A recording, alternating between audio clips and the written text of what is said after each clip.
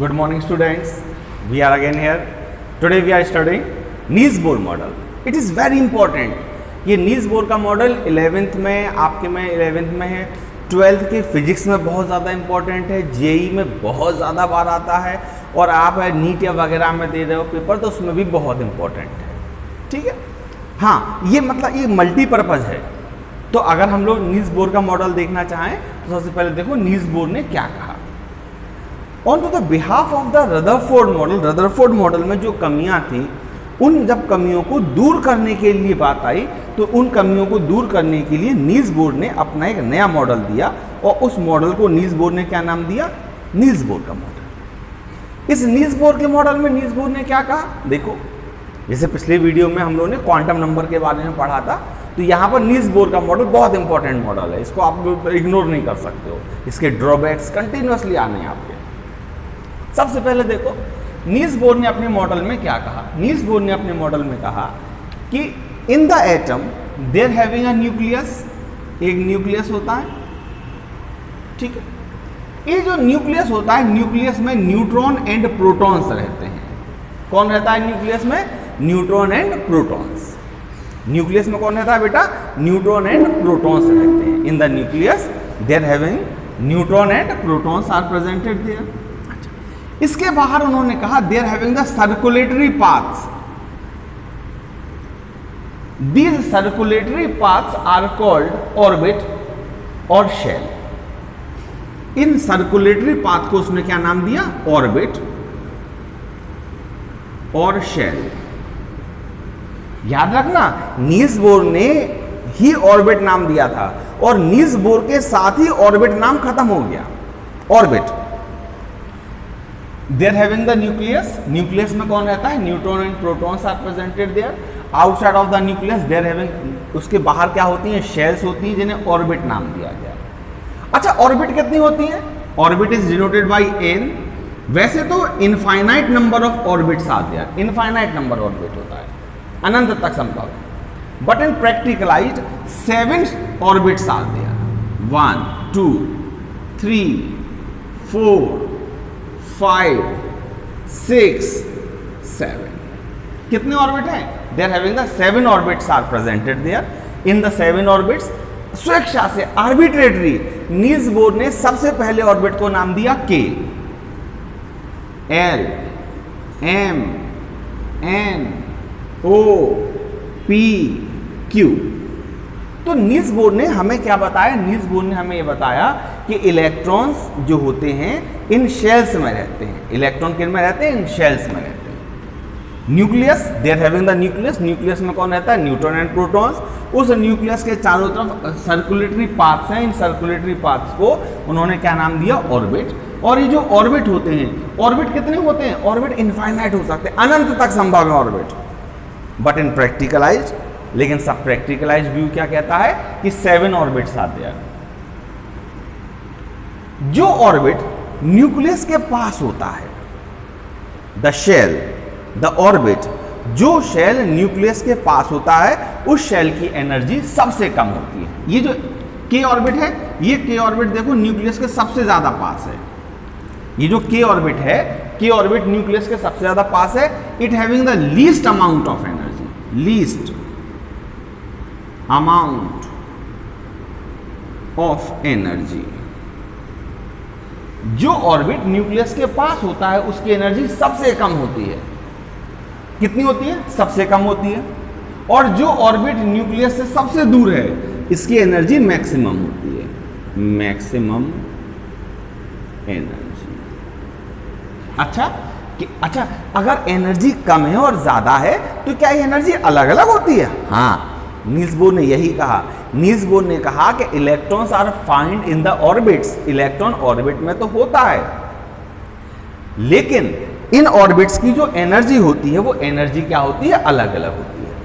जो orbit nucleus के पास है उसकी एनर्जी कम होती है, जो ऑर्बिट न्यूक्लियस से दूर है उसकी एनर्जी ज्यादा होती है। It means these orbits having the different amount of energy.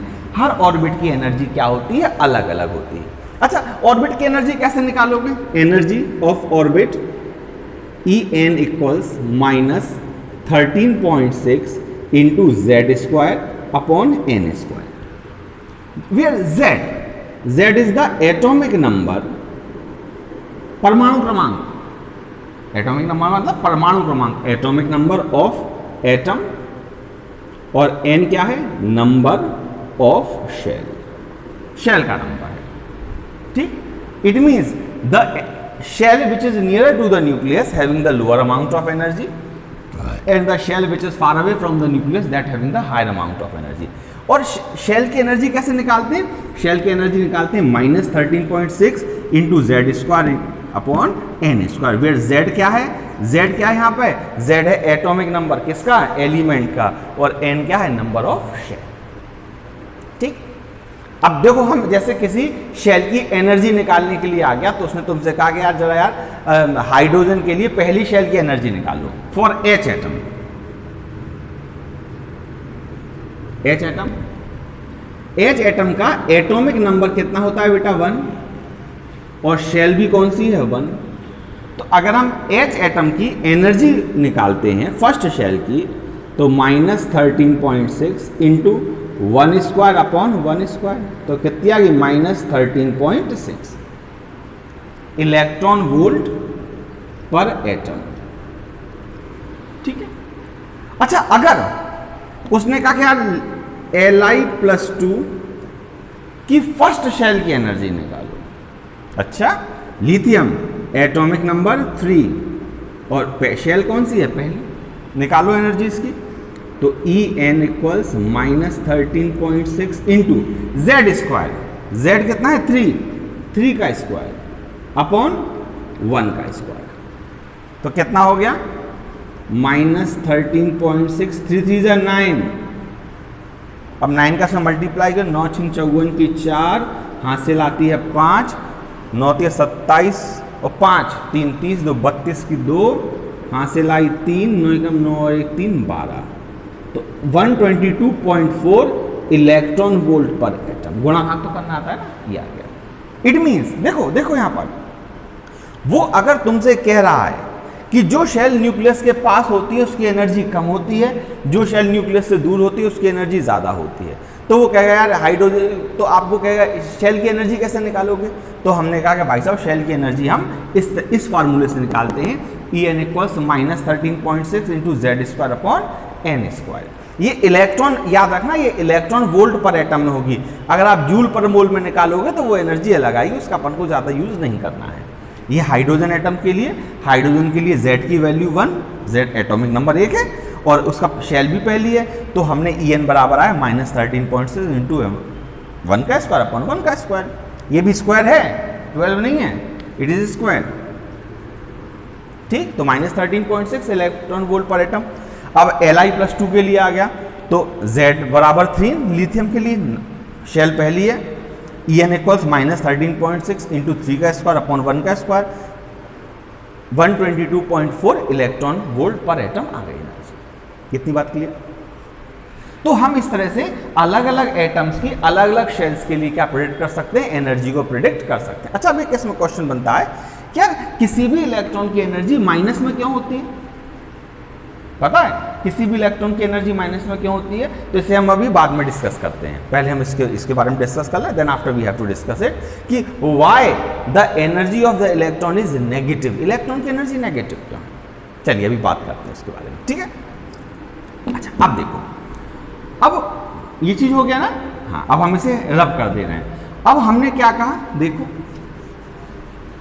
अब अगर उसने कहा कि जो शेल न्यूक्लियस के पास होती है उस शेल की एनर्जी कम होती है और जो शेल न्यूक्लियस से दूर होती है उसकी एनर्जी क्या होती है, ज़्यादा होती है। अच्छा, अब अगर उसने हमसे ये कहा कि भाई आपने, अब इसमें एक और बात एनर्जी के बारे में, कि इस शेल की एनर्जी कम है, इसकी उससे ज़्यादा है। अगर हम मान लेते हैं कि the energy of first shell is E1, इसकी energy E2, E3, E4, E5, इसमें बहुत रोचक चेंज आएगा, समझना इस चीज को। E1 छोटा है, E2 बड़ा है, E3 और बड़ा है, E4 और बड़ा है, लेकिन अगर मैं एनर्जी डिफरेंस निकालता हूं E1 E2 के बीच में, मैंने लिखा delta E1 equals delta E1 क्या होगा, E2 माइनस E1, है ना। मैंने निकाला delta E2 equals E3 minus E2, delta E3 equals E4 minus E3. This is the change of the energies of the shell. समझना मैंने क्या कहा, हमने ये कहा कि जैसे जैसे शेल की एनर्जी बढ़ती जाती है, वो तो सही है, but the energy difference between two successive shells that are decreased. ध्यान रखना इस चीज को, मतलब जो डेल्टा E1 होगा ये सबसे बड़ा होगा, उससे छोटा होगा डेल्टा E2 और उससे छोटा होगा delta E3 and so on. मैंने क्या कहा समझो कि एज वी मूव अपसाइड, जैसे जैसे हम न्यूक्लियस से दूर हटते चले जाते हैं वैसे वैसे energy of the shell increased. Shell की एनर्जी क्या होती है, लगातार बढ़ती जाती है, but the energy difference between two successive shells, but the energy difference, energy इन दोनों के बीच एनर्जी का डिफरेंस डेल्टा E1, इन दोनों के बीच एनर्जी का डिफरेंस डेल्टा E2, इन दोनों के बीच एनर्जी का difference delta E3. So the जैसे जैसे हम न्यूक्लियस से दूर हटते चले जाते हैं energy of the shell increased, but the energy difference between two successive shells that are decreased. दो सक्सेसिव शेल्स के बीच में एनर्जी का डिफरेंस क्या होता है, लगातार कम होता जाता है. बहुत इंपॉर्टेंट बात है, याद रखना कि delta E1 is greater than to the delta E2, delta E3. E2 E1 से बड़ा है, E3 E2 से बड़ा है, E4 E3 से बड़ा है. शेल्स की एनर्जी तो बढ़ रही है, लेकिन but the energy difference between two successive shells, दो सक्सेसिव शेल्स के बीच में एनर्जी का डिफरेंस लगातार कम होता चला जाता है.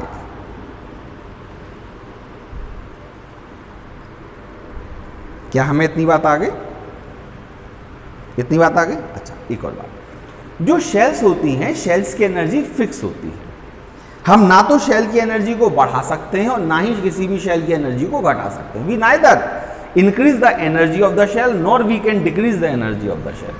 That is why these shells are called stationary states. इसीलिए इन शेल्स को स्टेशनरी स्टेट या एनर्जी लेवल्स भी कहते हैं.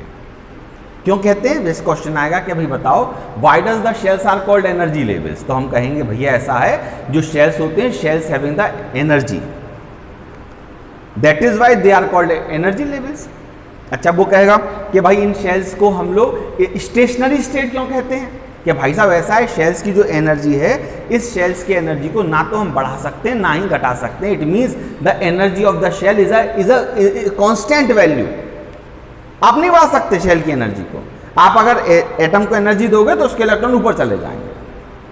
तो neither you can increase the energy of the shell nor you can decrease the energy of the shell, because of the energy of the shell is a stationary state, is a constant value. That is why these shells are called stationary state. इसीलिए इन shells को हम लोग क्या कहते हैं, stationary state कहते हैं. ये बिल्कुल क्लियर मेरी बात. अच्छा, अब देखो, अब देखो, अब समझना अगली बात.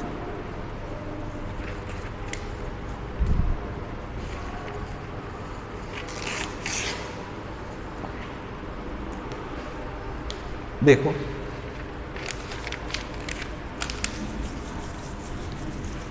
अब नील्स बोर ने अपने मॉडल में हमें और क्या बताया.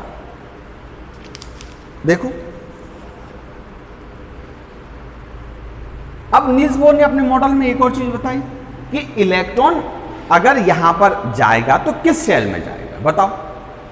इस शेल में किस में जाएगा. इसके लिए नील्स बोर ने एक क्वांटनाइज्ड प्रतिबंध लगा दिया, रिस्ट्रिक्शन लगा दिया. रिस्ट्रिक्शन क्या लगाया, रिस्ट्रिक्शन. नील्स बोर ने कहा कि इलेक्ट्रॉन अपने लिए अवेलेबल सभी शेल्स में नहीं घूम सकते. इलेक्ट्रॉन, अब भाई जैसे हम किसी एक होटल में गए तो वहां थोड़े सारे होटल के रूमों में डोल रहे अपन. इलेक्ट्रॉन अपने लिए अवेलेबल हर शेल में नहीं घूम सकता. इलेक्ट्रॉन केवल उस शेल में घूम सकता है जिसके लिए इसका एंगुलर मोमेंटम, कोणीय संवेग, एंगुलर मोमेंटम,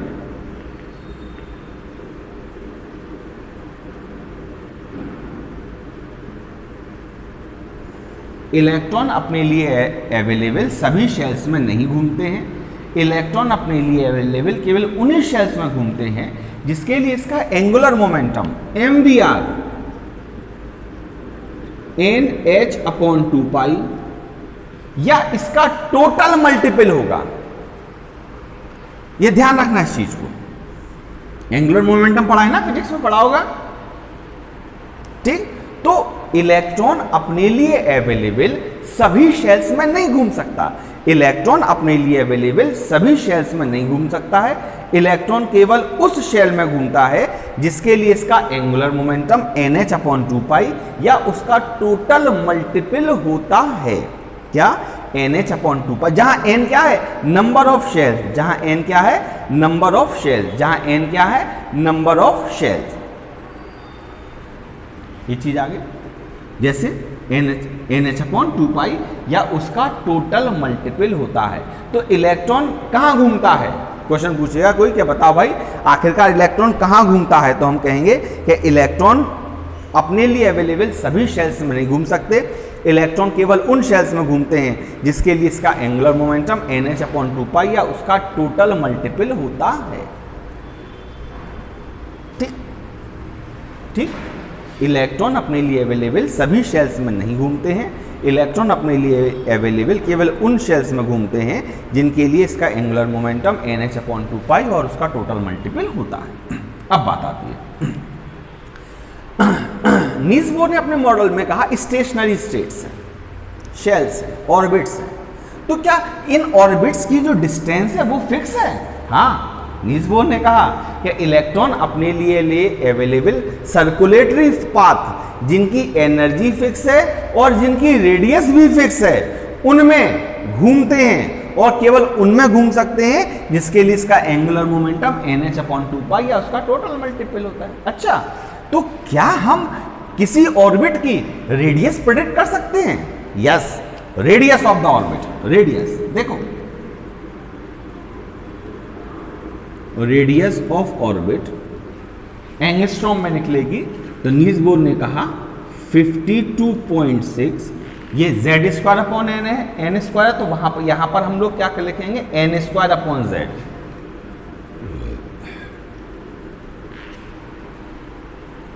ठीक, इसको याद करने का तरीका क्या है? Ez याद कर लो कि जब एनर्जी निकालेंगे तो z ऊपर आए, Ez2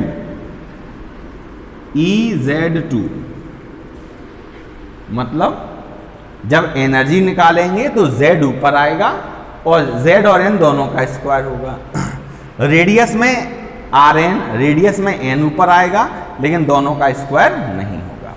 जैसे हमने निकालना है फर्स्ट ऑर्बिट की एनर्जी, फर्स्ट ऑर्बिट की रेडियस या सेकंड ऑर्बिट की रेडियस, तो यहां n क्या है? एटॉमिक नंबर यही वाला, और z क्या है? z है एटॉमिक नंबर और n क्या है? शेल। जैसे अगर वो आपसे कह दे कि भाई हीलियम एटम है, कौन सा एटम है? हीलियम। हीलियम, हीलियम के लिए first orbit for helium, first orbit and second orbit, इन दोनों की रेडियस निकालो। तो हीलियम के लिए z क्या होगा बेटा? 2, फर्स्ट ऑर्बिट के लिए n1 और सेकेंड ऑर्बिट के लिए n की वैल्यू 2। रखिए value, r equals 52.6 into n² 1 का स्क्वायर अपॉन z 2 से डिवाइड कर दो। 2 2 जा 4, 2 6 जा 12, 2 3 जा 6 angstrom. Radius of first orbit of helium is 26.3 angstrom. Second orbit की देखो 52.6 into n² 2² upon z²। z तो 2 है ही, तो कितना आ गया? 52.6 एंगस्ट्रॉम। देखो ज्यादा आ गई, ज्यादा आई ना। हम लोगों ने पढ़ा था कि जैसे जैसे शेल्स की न्यूक्लियस से डिस्टेंस बढ़ती चली जाएगी वैसे वैसे उनकी एनर्जी भी बढ़ती चली जाती है, रेडियस बढ़ती चली जाती है। तो देखो रेडियस बढ़ गई। हीलियम के लिए कौन सा एटम है ये? हीलियम। हीलियम एटम के फर्स्ट ऑर्बिट की रेडियस 26.3 एंगस्ट्रॉम होगी और सेकेंड ऑर्बिट की रेडियस 52.6 एंगस्ट्रॉम होगी। क्या इतनी बात क्लियर हमारी? आगे देखो, अब हम लोग क्या बात करते हैं इसमें हमारे पास दूसरी ये रेडियस आ गई, ये देखो बेटा, ये हमने एनर्जी निकाली, ये एंगुलर मोमेंटम निकाला, और ये क्या निकाला हमने? फर्स्ट ऑर्बिट की रेडियस और सेकंड ऑर्बिट की रेडियस। 1 2 3 ये फार्मूले बहुत इंपॉर्टेंट है, याद कर लो। ये इन फार्मूले पर आपको अपने स्कूल में या आप जेई का दोगे उसमें या 12th में आपको 1 या 2 नंबर का क्वेश्चन 100% मिलेगा आपको। It is very important. अच्छा, अब नील्स बोर ने जो सबसे अच्छा एक्सप्लेनेशन दिया वो दिया एनर्जी। जैसे आप गर्म करते हो तो गर्म करने पर आपने देखा हो कलर आते हैं। Why does they are having the colors? पापा ने एक दिया, गाल में चाटा, गाल कैसा हो गया? लाल हो गया। अरे क्यों हो गया गाल लाल? नीला क्यों नहीं हुआ? मम्मी ने वाइपर मारा जोर से, धाप, यहां लगा, नीला हरा निशान पड़ गया। ये निशान कहां से आए? कलर कहां से आया? आपने गैस जलाई, गैस नीले रंग से जली। कागज जलाया, कागज पीले लाल रंग से जला। क्यों जला भाई? देखो, explanation of spectrum, line spectrum. देखो,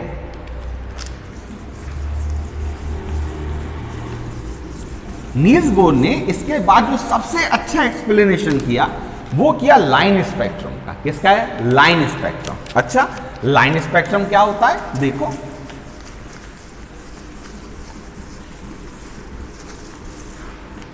व्हाट नील्स बोर सजेस्टेड।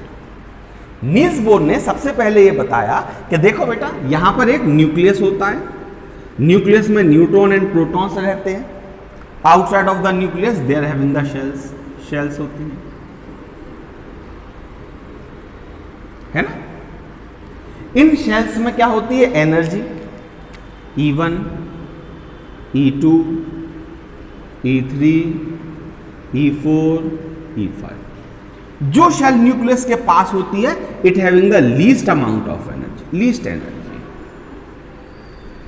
इसको E2 कर दे, थोड़ा सा गैप बढ़ा लें इसे। E2, E3, E4, E5।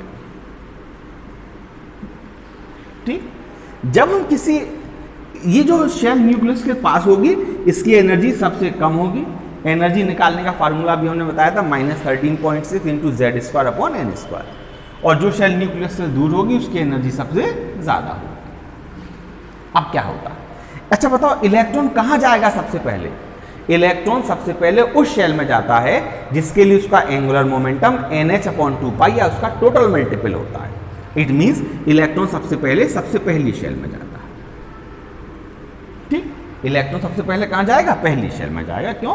पहली शेल के लिए इसका एंगुलर मोमेंटम NH/2π या उसका टोटल मल्टीपल होता है। जब हम किसी एटम को एप्रोप्रिएट अमाउंट ऑफ एनर्जी देते हैं, जब हम किसी एटम को एक निश्चित अमाउंट की एनर्जी देते हैं, तो उस एटम के इलेक्ट्रॉन्स उस दी गई एनर्जी को एब्जॉर्ब करते हैं।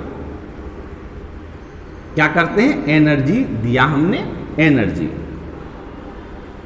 जब हम किसी एटम को एनर्जी देते हैं तो उस एटम के इलेक्ट्रॉन्स क्या करते हैं? उस दी गई एनर्जी को एब्जॉर्ब कर लेते हैं।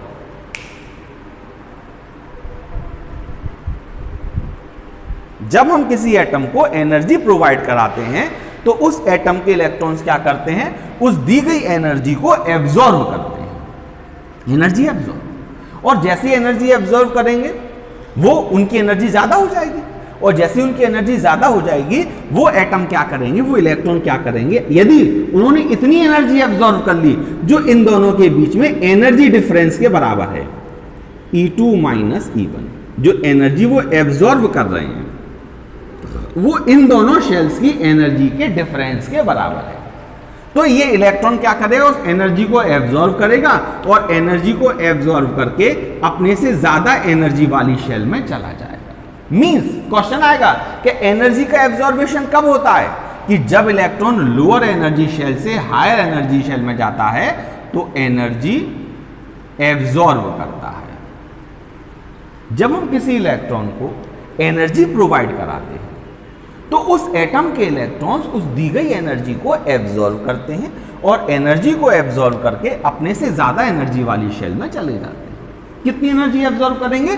दो सक्सेसिव शेल्स के बीच में एनर्जी का जो डिफरेंस होगा उसके बराबर। तो यहां गया। अच्छा, एक और बात इसमें याद करो, अगर हम इलेक्ट्रॉन को E3 माइनस E1 के बराबर एनर्जी दे दें, अगर हम इसे कितनी एनर्जी दे दें? E3 माइनस E1 के बराबर एनर्जी दे दें, तो अब हमारा इलेक्ट्रॉन यहां नहीं रुकेगा ना, अब हमारा इलेक्ट्रॉन डायरेक्ट यहां से यहां चला जाएगा। इलेक्ट्रॉन को जिन दो शेल्स के बीच में एनर्जी डिफरेंस के बराबर एनर्जी दोगे, इलेक्ट्रॉन उस शेल में चला जाएगा। अगर इलेक्ट्रॉन को दूसरी और पहली शेल के बीच में जो एनर्जी डिफरेंस है उसके बराबर एनर्जी दोगे तो इलेक्ट्रॉन दूसरी शेल में आएगा। अगर तीसरी और पहली शेल के बीच में जो एनर्जी का डिफरेंस है उसके बराबर एनर्जी दोगे तो तीसरी शेल में जाएगा, डायरेक्ट, रुकता नहीं है बीच में कहीं, याद रखना ये मुख्य बात है। और अगर इलेक्ट्रॉन को E4 और E1 के बीच में एनर्जी डिफरेंस के बराबर एनर्जी दोगे तो इलेक्ट्रॉन डायरेक्ट ऊपर चला जाएगा। ठीक है, तो जब हम किसी एटम को एनर्जी प्रोवाइड कराते हैं तो उस एटम के इलेक्ट्रॉन्स क्या करते हैं? उस दी गई एनर्जी को एब्जॉर्ब करते हैं और एनर्जी को एब्जॉर्ब करके अपने से ज्यादा एनर्जी वाली शेल में चले जाते हैं। चलेगा साहब? इसमें चलेगा। इलेक्ट्रॉन इस ज्यादा एनर्जी वाली शेल में 10⁻⁸ सेकेंड तक ही रुक सकते हैं। It is called Bohr's quantum resistance. इसे क्या कहते हैं? बोर का क्वांटम रेजिस्टेंस, प्रतिबंध। बोर ने प्रतिबंध लगा दिया कि भाई साहब ऐसा है, कोई भी इलेक्ट्रॉन अगर जब हायर एनर्जी शेल में जाएगा तो केवल 10⁻⁸ सेकेंड तक ही रुक सकता है। इतने समय में या तो और एनर्जी दो तो इलेक्ट्रॉन और ऊपर चला जाएगा। यदि इतने समय में और एनर्जी नहीं दी गई तो इलेक्ट्रॉन यहां से वापस लौटेगा और लौटते समय ये इलेक्ट्रॉन एब्जॉर्ब की गई एनर्जी को रेडिएशन के फॉर्म में इमिट करेगा। Radiation emitted. लौटते समय इलेक्ट्रॉन इस एब्जॉर्ब की गई एनर्जी को रेडिएशन के फॉर्म में इमिट करेगा।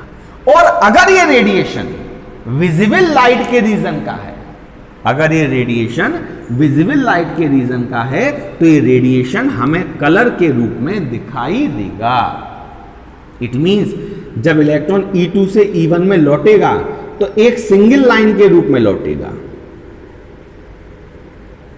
ये सिंगल लाइन अगर विजिबल लाइट के रीजन की है तो ये सिंगल लाइन हमें कलर्ड लाइन के रूप में दिखाई देती है।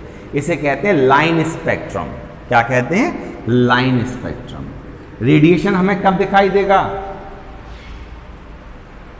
जब वो विजिबल लाइट के रीजन का होगा। हमने क्या कहा? फिर से हमने कहा कि जब हम किसी एटम को एनर्जी प्रोवाइड कराते हैं तो उस एटम के इलेक्ट्रॉन्स उस दी गई एनर्जी को एब्जॉर्ब करते हैं और अगर ये एब्जॉर्ब की गई एनर्जी दो सक्सेसिव शेल्स के बीच में एनर्जी के डिफरेंस के बराबर है तो इलेक्ट्रॉन अपर ऊंची शेल में चला जाएगा।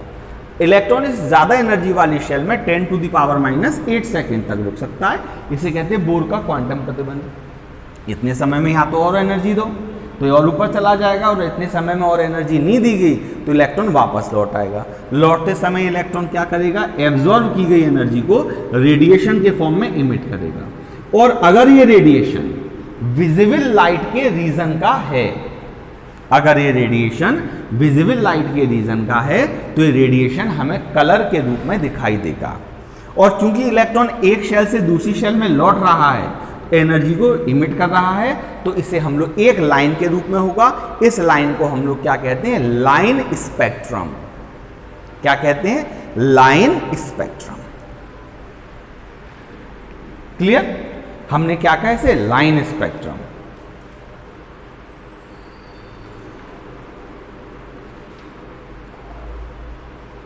अच्छा, अब देखो, अब लाइन स्पेक्ट्रम में एक और बहुत अच्छी बात बताएं। लाइन स्पेक्ट्रम हुई। अच्छा, अब क्या हुआ? ये जो लाइन स्पेक्ट्रम होता है, लाइन स्पेक्ट्रम हमारे यहां 5 प्रकार का, याद कर लो। कैसे याद करोगे? याद करने का बहुत अच्छा तरीका है, बहुत अच्छा तरीका बता रहा हूं मैं। तरीका क्या है? याद करो, लिखो। लिम्का बोतल, पेप्सी बोतल, फ्रूटी। क्या याद किया? लिम्का बोतल, पेप्सी बोतल, फ्रूटी। क्या याद किया हमने? लिम्का बोतल, पेप्सी बोतल, फ्रूटी। अरे ये क्या बात हुई? देखो, लाइन स्पेक्ट्रम कैसे बनता है? ये पहली शेल, दूसरी शेल, तीसरी, चौथी, पांचवी, छठवीं। अब समझना लाइन स्पेक्ट्रम। जब इलेक्ट्रॉन, ये पहली बात, लाइन स्पेक्ट्रम कब बनता है? जब इलेक्ट्रॉन किसी भी हायर शेल से लोअर शेल में लौटता है तो लौटते समय एनर्जी को रेडिएशन के फॉर्म में इमिट करता है, और अगर ये रेडिएशन विजिबल लाइट के रीजन का है तो हमें रंग के रूप में दिखाई देता है। जब इलेक्ट्रॉन किसी भी अपर शेल से डायरेक्ट पहली शेल में लौटे, ये देखो, जब इलेक्ट्रॉन किसी भी अपर शेल से डायरेक्ट पहली शेल में लौट रहा है, देख रहे हो, तो इन लाइनों की फ्रीक्वेंसी, इन लाइनों की चमक सबसे अलग होगी, और इन लाइनों को हम लोग कहते हैं लाइमन लाइंस। कौन सी लाइंस? Lyman lines. लिम्का, जब इलेक्ट्रॉन किसी भी अपर शेल से डायरेक्ट दूसरी शेल में लौटता है, देखो दूसरी शेल में लौट रहा है,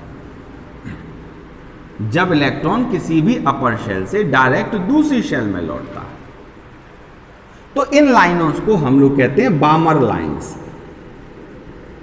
कौन सी लाइंस? बामर लाइंस। लिम्का बोतल, बामर लाइंस। जब इलेक्ट्रॉन किसी भी शेल से, अपर शेल से डायरेक्ट तीसरी शेल में लौटता है, ये देखो तीसरी शेल में लौट रहा है, पहली, दूसरी, तीसरी, तो इन लाइनों की चमक सबसे अलग होती है। इन लाइनों को हम लोग कहते हैं पाश्चन लाइंस। ठीक, लाइमन, बामर, पाश्चन। जब इलेक्ट्रॉन किसी भी अपर शेल से चौथी शेल में लौटता है, एक और बना ले रहे ऊपर, ठीक है,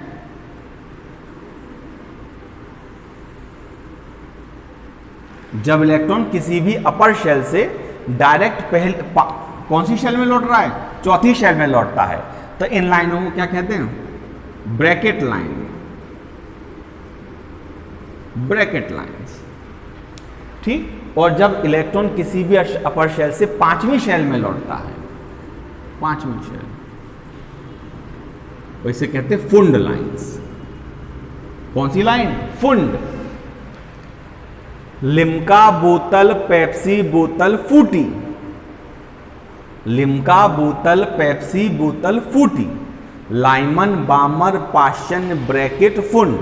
याद कर लो, जब इलेक्ट्रॉन किसी भी अपर शेल से डायरेक्ट पहली शेल में लौटेगा तो उन लाइनों की तीव्रता, उन लाइनों की फ्रीक्वेंसी सबसे ज्यादा होगी, उन लाइनों को हम लोग क्या कहेंगे? Lyman lines. जब इलेक्ट्रॉन किसी भी अपर शेल से डायरेक्ट दूसरी शेल में लौटेगा तो उन लाइनों की फ्रीक्वेंसी अलग होगी, उन लाइनों को कहेंगे बामर लाइंस। जब इलेक्ट्रॉन किसी भी अपर शेल से तीसरी शेल में लौटेगा तो उन लाइनों को कहेंगे पाश्चन लाइंस। जब इलेक्ट्रॉन किसी भी अपर शेल से चौथी में लौटेगा तो उन लाइनों को क्या कहेंगे? Bracket lines. और जब इलेक्ट्रॉन किसी भी अपर शेल से पांचवी शेल में लौटेगा तो उन लाइनों को हम क्या नाम देंगे? Pfund lines. It means Lyman, Balmer, Paschen, Brackett और Pfund. Lyman, Balmer, Paschen, Brackett, Pfund, these are the spectrum lines. और इन अगर हम हाइड्रोजन एटम के लिए इन स्पेक्ट्रम लाइंस के लिए 1/λ की वैल्यू प्रेडिक्ट करना चाहें तो 1/λ की वैल्यू हम इन लाइमन, इनके लिए हम लोग प्रेडिक्ट कर सकते हैं हाइड्रोजन एटम के लिए, फॉर H एटम। कैसे? हम हाइड्रोजन के लिए प्रेडिक्ट क्या कर सकते हैं? 1/λ इक्वल्स RH। RH क्या है? Rydberg constant, 1/n1² minus 1/n2²। याद रखिए, ये केवल हाइड्रोजन एटम के लिए और किसी एटम के लिए नहीं। क्यों?